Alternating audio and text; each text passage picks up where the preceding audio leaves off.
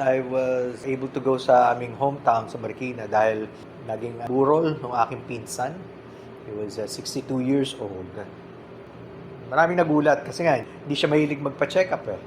Biglang naramdaman niya yung sakit sa puso. Parang sumasakit daw. So, dinala sa hospital and then, ilang panahon lang, napakabilis. Kinana siya ng Panginoon. So, 62. So, sabi nga nung tita ko, siya yung una doon sa mga magpipinsan sa amin to be taken by the Lord. So, tinake ko na rin siya as an opportunity, kasama ko yung wife ko, to visit them. Parang, sabi nga, mahirap na family reunion yung gano'n eh, no? Pero, hindi mo maiwasan nangyayari. So, again, we took the opportunity to share, to pray for them, and to share the gospel. Dahil, yun ang isang burden nilalagay ng Panginoon sa puso ko. Whenever merong pagkakataon na pwedeng ibahagi yung salita ng Diyos, why not? Even in a simple way, pwede naman yun to be able to encourage them, but at the same time, to be truthful to the Word. Para marinig nila dahil bihira nga kami magkita. A few months ago, yung auntie ko naman ang kinuha. So, ganun din. Same family. Ngayon, mas marami-raming nakapunta. Ganun may mga pagkakataon the Lord will lead us to do something. And syempre, pag-iisipin mo, anong isipin nila? Pero, mas mahalaga, anong iisipin ng Diyos at iniisip sa atin ng Panginoon. To be able to follow God, whatever it takes, is a good thing. So, once again, tinutuloy po natin yung ating pag-aaral ng ating series on the book by John Piper, Risk is Right. Better to lose your life than to waste it. So, nasa chapter 5 na po tayo ng napaka-nipis ng book. Pero, doon sa mga nababasa kong commentary, sabi nila, very powerful. Lalo na kung ating sasapuso, yung mga truths coming from the Word of God. Years kasi yun especially in the mind of John Piper. Pero napakatotoo, lalo na kapag naisip natin, ano nga ba ang kahulugan ng buhay natin sa harap ng Diyos at sa gitna ng kanyang panawagan para sa atin. So we will continue on that. And the title of our study is When the People of God Risk and When They Don't. Kapag ang bayan ng Diyos ay handang magtaya, pero ang iba hindi. May the Lord bless this time. So let's try to ask the Lord for His blessing upon us as we pray. Maraming salamat aming Panginoong Diyos for another opportunity na kami po ay magkatipon-tipon sa inyong pangalan. Salamat sa mga pag-iingat, bagamat may mga pag-ulan. Alam namin kayo may control ng anumang nagaganap sa amin, sa aming bayan, sa iba't ibang bahagi ng mundo. And so we commit even such a time as this. Ingatan niyo po ang inyong mga anak, ang mga tao, Panginoon, at patuloy nagtitiwala sa inyo. And we pray, O Lord, na patuloy na kaming encourage at gamitin para sa ikalalaganap ng inyong mabuting balita for the furtherance of your kingdom, O Lord God. Bless our short time together, for in the Lord Jesus' most precious name we pray. Amen. Pag pinag-aralan daw natin sa kasaysayan ang simula ng Christian Church, lalo na yung first 3 centuries niya, maraming mga pag-uusig na dumating. Pero sa gitna ng pag-uusig na yun, makita natin, even in the book of Acts, malaki ang paglago na naganap. Ibig sabihin, naramdaman ng mga Kristiyano, lalo na nung dumating ang kapangyarihan ng Espiritu ng Diyos, hindi na yung pagkatakot Di ba yung mga apostles, dati nagtatago sila nung namatay ang Panginoon. And then later, when the Holy Spirit came upon them, they had this courage. Tapos, nagkaroon sila ng lakas ng loob at handa na sila ngayong ipangaral yung salita ng Diyos. At sabi pa nga nila, kahit binabantaan sila, we would rather obey God than men. So, nagsimula ang paglago ng pananampalataya ng Kristiyano. At sa kanyang book ni Stephen Neal in History of the Christian Missions, etong sinulat niya. Undoubtedly, Christians under the Roman Empire had no legal right to existence and were liable to the utmost stringency of the law.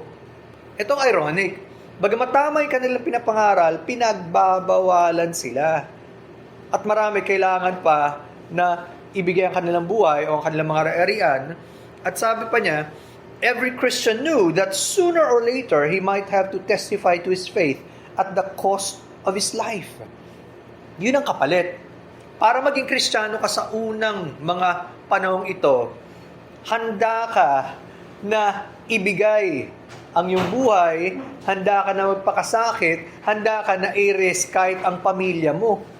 Kaya hindi madali na maging Kristiyano sa mga unang panahon. Kaya nga di ba pag kino-compare natin, parang napakalayo na ng Christianity sa panahon ng mga unang alagad ng Panginoon kumpara sa mga modern day Christians na parang ang tingin natin sa Christianity mababaw. So sa kanila, normal yun na magkaroon ng pagtataya or to take risk. Palaging ando doon yun. Anytime, just like what Saul did, pwede silang hulihin, pwede silang ikulong, pwede silang patayin. At it doesn't matter for them. Babae man, lalaki, bata, matanda, basta nagpo-profess ka na ikaw ay Kristiyano, normal yun. Mahirap magkaroon ng ganitong pag-aaral sa mga panahong ganoon sapagkat palaging may panta. Pero, yun ang naging damdamin ng mga Kristiyano, susundin namin ang Diyos, hindi ang tao. Kaya naging handa sila. Kaya nga, kahit si Roman Emperor Julian from AD 332 hanggang 363, gusto niyang muli sumigla yung kanilang paganong relihiyon. At nakita niya bakit lumalago ang panibagong pananampalatayang ito. Hindi niya maintindihan. At ito ang kanyang frustration nung siya ay nagsusulat. Ang turing niya sa kanyang pananaw, itong mga Kristiyano ang atheist o walang pagkakilala sa Diyos. Kasi nga sila maraming Diyos-Diyosan. So baliktad, ito ang kanyang pananaw. Yung mga hindi naniniwala sa kanilang mga Diyos-Diyosan, ito yung mga walang pagkakilala sa totoong Diyos. Kaya ang tawag niya dito, atheist or atheism. Ibig sabihin, yung mga Kristiyano, sabi niya, atheism, again, the Christian faith, has been specially advanced through the loving service rendered to strangers. Napakababait nila at nagpapakita ng pagmamahal kahit sa hindi nila kakilala. And through their care of the burial of the dead, kahit yung paglilibing nila sa mga namatay, inaalagaan nila ng gusto. At itong kanyang pananaw, sabi niya, it is a scandal there is not a single Jew who is a beggar. Bakit ba walang namamalimos ng mga Hudyo? Again, talking of Christians. And that the godless Galileans care not only for their own poor, but for ours as well. Bakit hindi lang sila sa kanila nagfo-focus sa mga mahihirap sa kanila, pati yung mga kababayan namin sa imperyo namin na hindi naniniwala sa kanila, ba't ganun sila tumulong? Taka-taka siya. While those who belong to us look in vain for the help that we should render them. Yung mga sinasakupan naman namin, puro hingi ng tulong sa amin. Hindi makatulong sa iba. Parang ganun. Kitang-kita nyo yung malaking pagkakaiba. At pansinin nyo, pagano to? Emperador ng Roma sa panahon ito. Hindi niya maipaliwanag bakit ganon lumago ang Kristyanismo at ba't ibang-iba ang damdamin at pagmamahal ng mga Kristiyano kumpara sa mga kababayan niya na walang pagkakilala kay Kristo. And imagine, even unbelievers can see the difference in the lives of people, of Christians. Totoo, may panganib bilang tagasunod ni Kristo. Nababanggit na natin palagi na palagi namang may panganib kahit saan eh.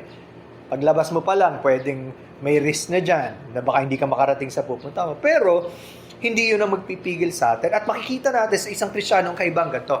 Dahil nasa atin ang Panginoon at ang kanyang Espiritu, habang handa tayong sumunod sa Kanya, kahit mayroong pagtataya, kahit medyo mahirap, lalong naitataas ang pangalan ng Panginoon at siyang nakikita sa buhay natin. Kasi hindi naman natin gagawin yan on our own, sa normal nating kalagayan. Diba?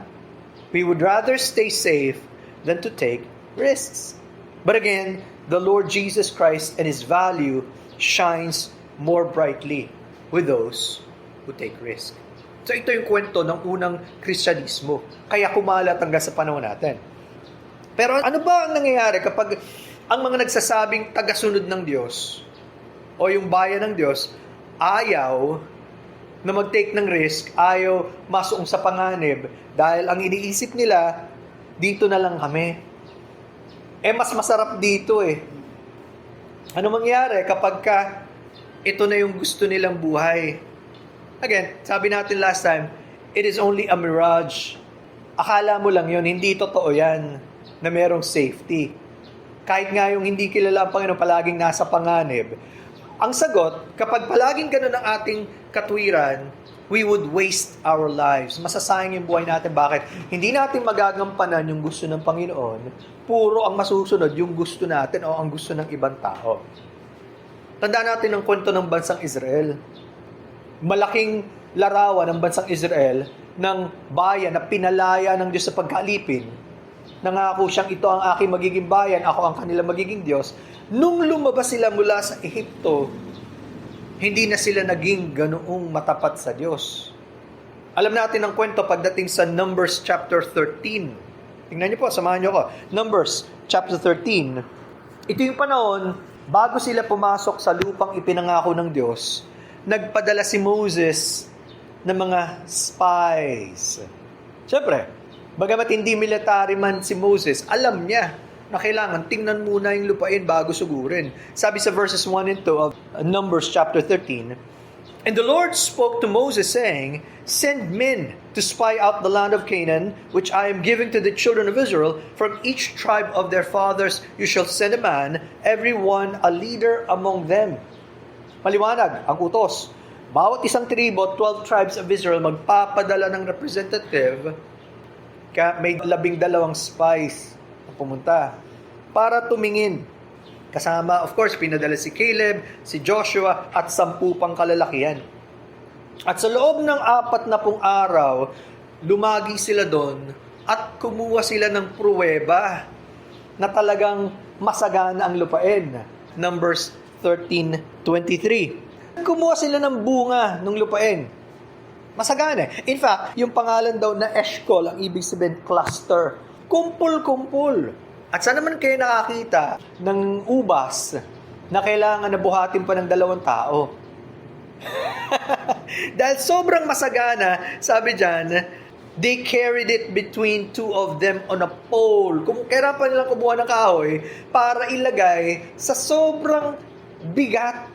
I could just imagine, napakalalaki marahil sa sobrang sagana ng lupain. At kumuha pa silang ibang bunga, like pomegranates and figs. So ang point is, may patunay ang Diyos, ito talaga yung lupang binibigay ko sa inyo. At tuwang-tuwa sila, syempre.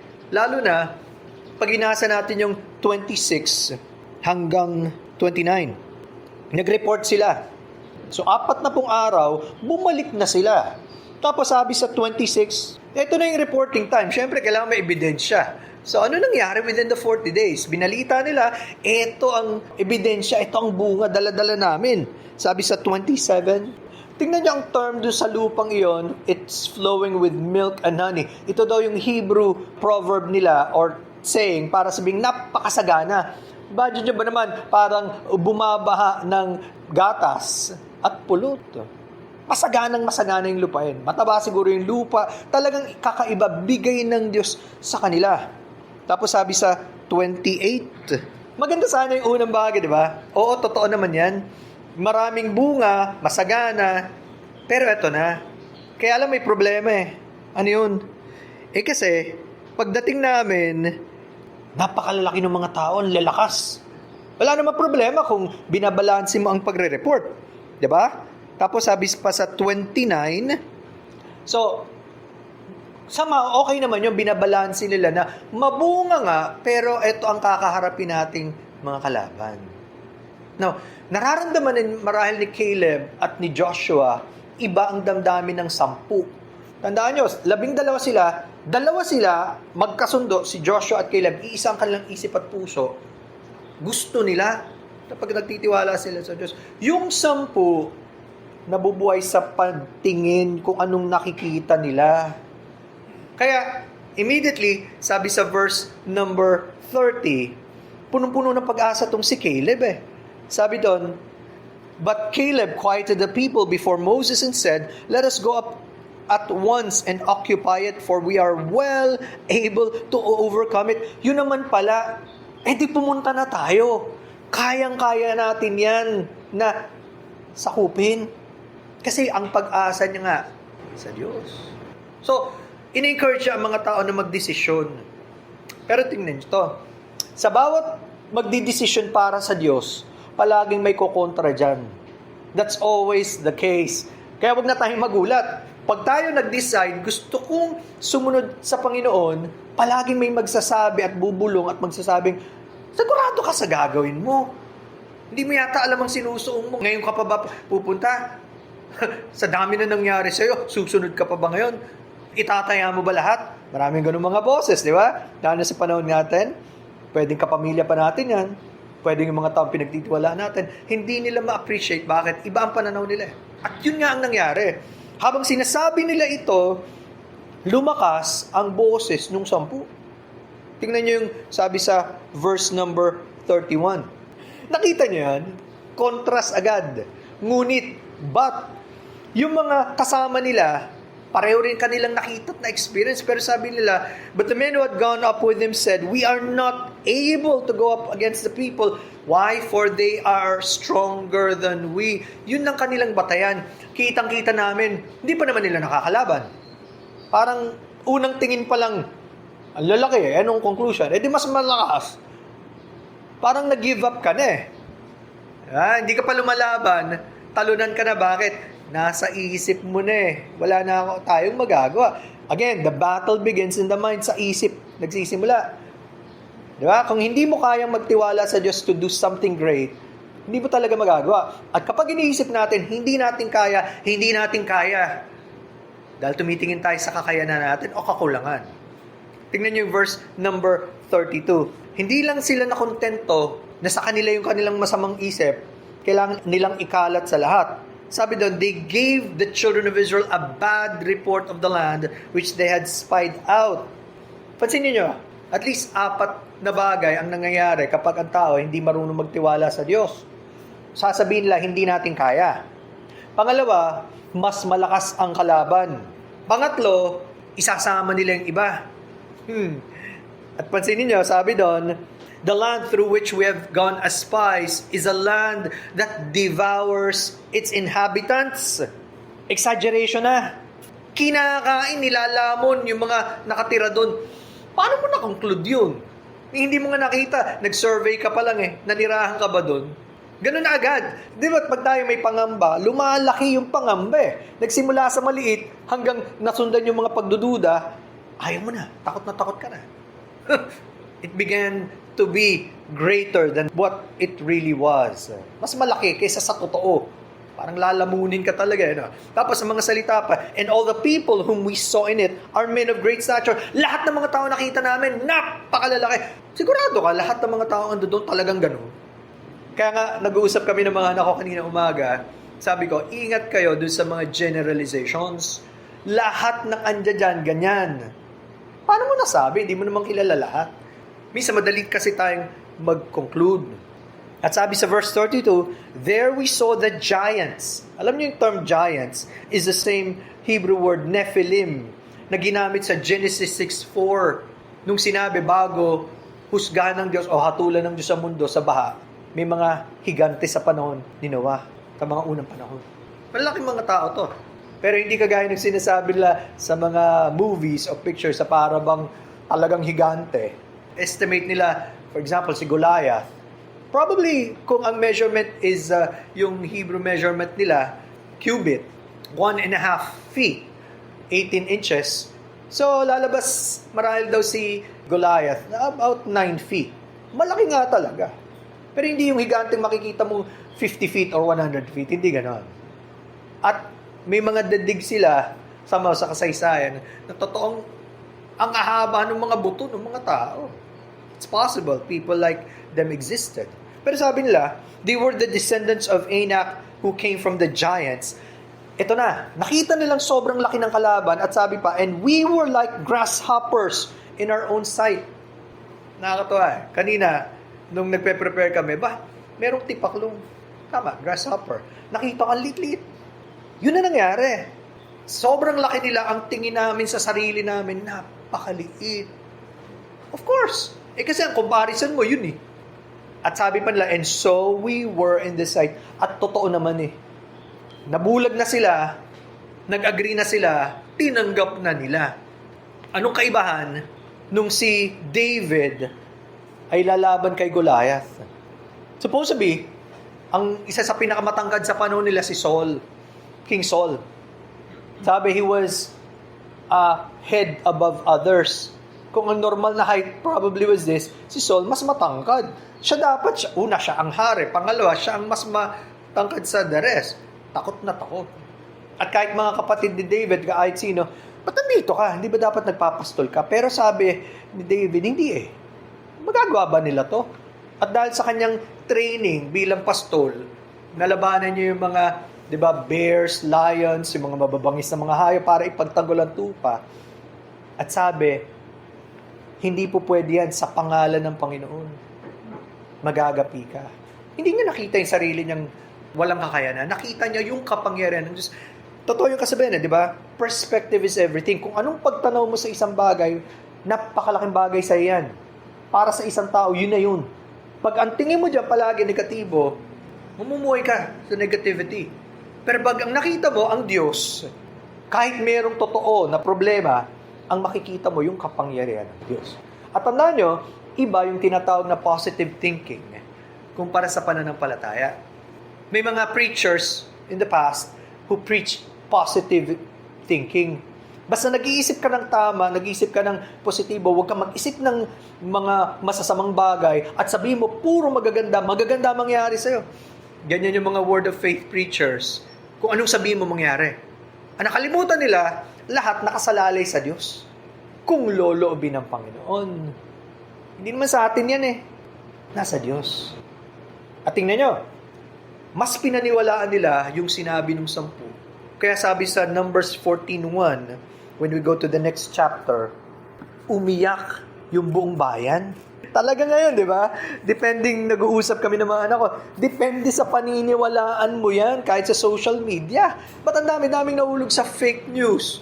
Ang daling maniwala, nabasa lang na ganyan. Advent of AI, ang daling gumawa ng post sa, inabasa lang, naniwala, hindi nag-check. Yun ang delikado dun. At ang mga sources pa, hindi katiwa-tiwala. Kung alam nyo nangyayari sa US, at sa ibang bagay ng mundo, yung mga supposedly pinagkakatiwalaan ng mga news network like CNN, yung mga ESPN, yung mga major media, sila yung nakalink to the left. Lahat na lang ang pinopromote nila, puro yung mga mas pangit. Pag may nakita to twist, ayaw i-promote yung mabuti.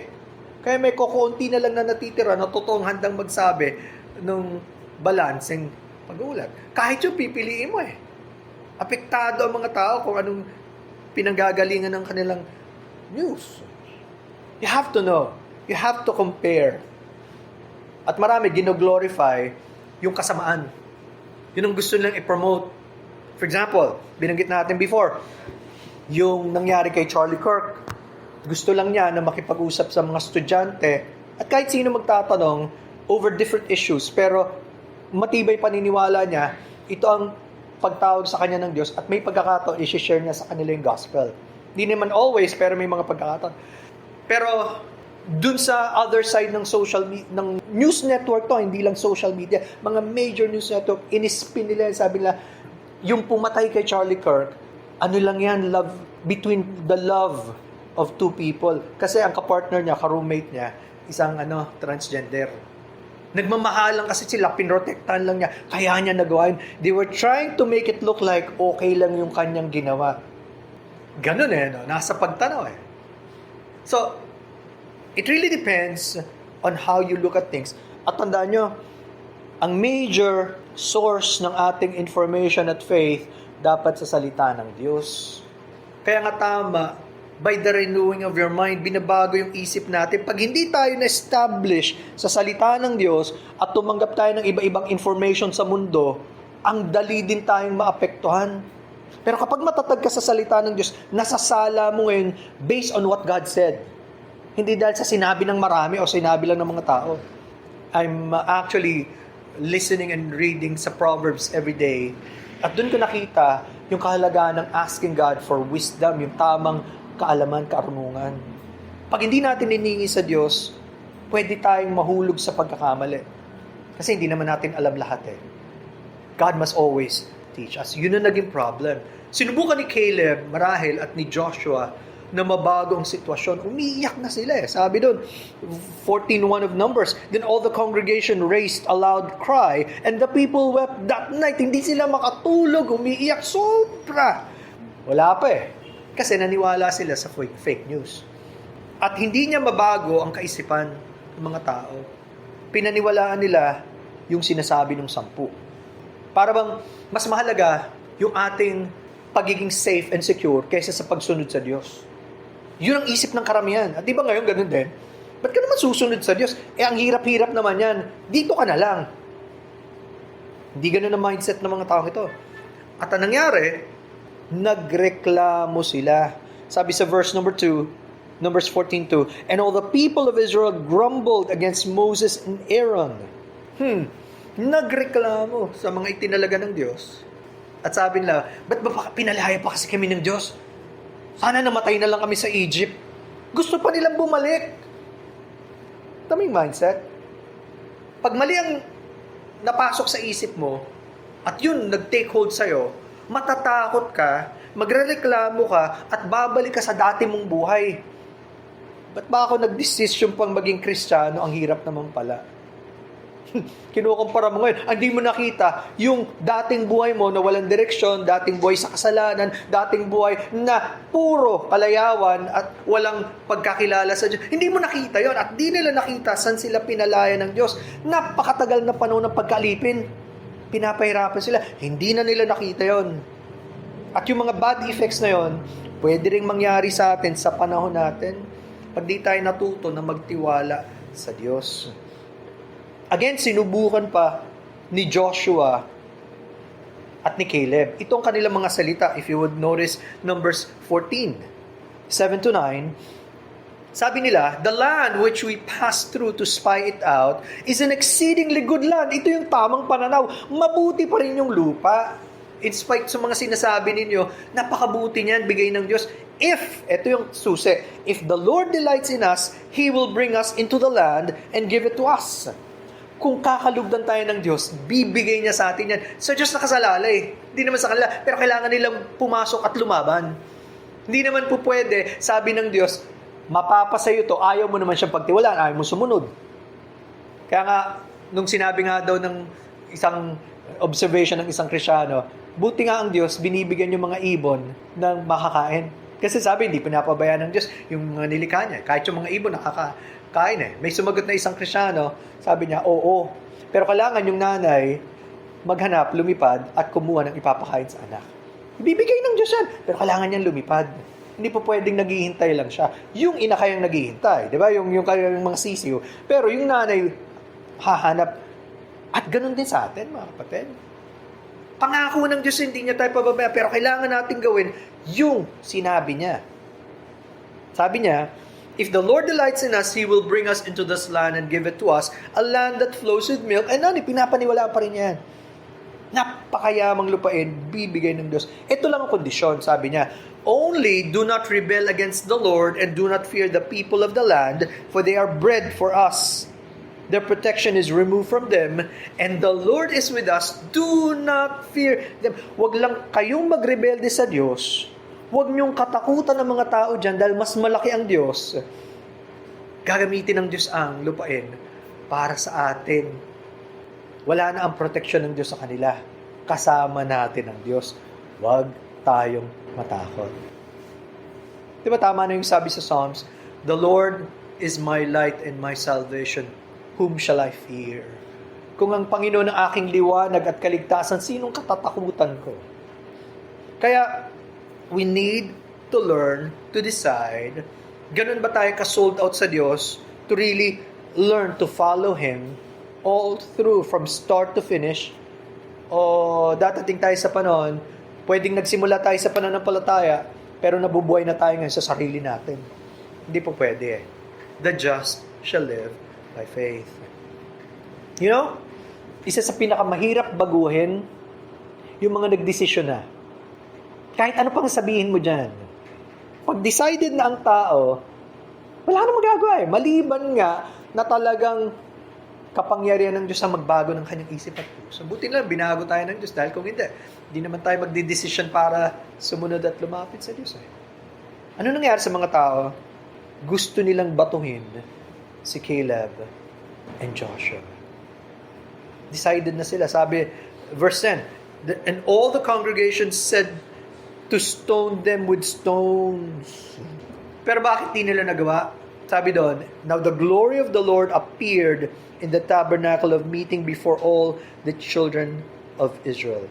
Nagpakita yung kalwalatian ng Diyos, hindi nila nagawa. Pero tandaan nyo, hindi nagpamalas ang Diyos sa kanila dahil natutuwa ang Diyos. In fact, kabaliktaran, nagagalit ang Diyos. At ang sabi ng Panginoon sa verse 11, then the Lord said to Moses, how long will these people reject or despise me? Gaano ba nila ako katagal na babaliwalain at ahamakin? And how long will they not believe me with all the signs which I performed among them? Wala na sila may dadahilan eh. Simula pa noon, nagpakita ang Diyos na napakaraming himala. Tapos ngayon, ayaw pagtiwalaan ng Diyos. At iba kung tayo, babalik tayo sa kasaysayan natin, napakaraming panahon sa buhay natin, paano tayo nililigtas ng Diyos? Pinagpapakitaan ng kabutihan. Wala tayong pwedeng masabi na hindi tayo tinulungan ng Panginoon. Tapos ganun pa rin, hindi tayo matututo magtiwala. Ano sabi ng Diyos? Verse 12, and I will strike them with the pestilence and disinherit them, and I will make of you a nation greater in might than they. Parusahan ko sila. Alam niyo ginawa ni Moses 13 to 19, no need to read this, pero alam niyo yung panalangin ni Moses, Lord, paano niya yung dakilang pangalan sa harap ng mga kaaway? Nakita niya yung kalwalatian ng Diyos at sinabi niya, pwede po ba napatawarin niyo sila? Naging intercessor si Moses sa napakalang panahon ito. Siya ang pumagitna. Kahit sa panahon natin, alam niyo yung verse Ezekiel 22:30, naghahanap ang Diyos ng tatayo sa gitna. Wala siyang matagpuan. Sa panahon natin, tayo ba yun? Nagagamitin ng Diyos. Alam niyo yung sagot ng Diyos kay Moses sa verse 20? Then the Lord said, I have pardoned according to your word. Oo, papatawarin ko sila. Pero, hindi ibig sabihin okay lang ang ginawa nila. Parurusahan ko ang bansang ito. Nakita na nila yung kalwalatian ko eh. Ang pagpapakita ko sa Ehipto. Hindi sila sumunod. Ano mangyari sa kanila? Si Caleb lang at si Joshua ang papasok sa lupang ipinangako. Sabi sa 24, but my servant Caleb, because he has a different spirit in him, has followed me fully. I'll bring into the land where he went, and his descendants shall inherit it. Tandaan nyo, kahit si Moses, hindi nakapasok sa lupang ipinangako ng Diyos. Sumuway din siya sa Diyos. Pero, nakita niya sa panahon ng Panginoong Jesucristo. Alam nyo nangyari? Nasayang ang buhay ng Israel. Yung napakalapit na pwede nilang tawirin, probably in 2 or 3 weeks. Napakalapit lang nun. Umikot sila ng 40 taon sa disyerto. Ang Diyos na nag-provide sa kanila. Hanggang maubos yung unang lahi at mapalitan ng pangalawang lahi. Ito ang kaparusahan nila sa hindi pagsunod sa Diyos. Kita niyo po, sana na maintindihan natin, ang laki-laki ng pagkakaiba ng mga taong nagtitiwala sa Diyos at handang sumuong sa anumang gustong ipagawa ng Diyos kaysa sa mga tao punong-puno ng pagdududa at ayaw pagtiwalaan ng Diyos.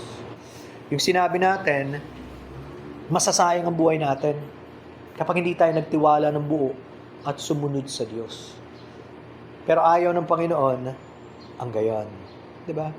Mas gusto niya, matuto tayo magtiwala at sumunod ng buo. Sana po, may pinaalala ang Diyos sa pag-aaral natin.